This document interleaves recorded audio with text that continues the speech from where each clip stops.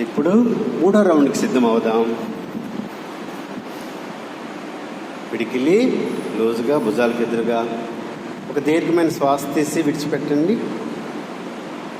మరో దీర్ఘమైన శ్వాస తీసి నెమ్మదిగా విడిచిపెడదాం. ఇప్పుడు ఉత్సాహంగా చేద్దాం.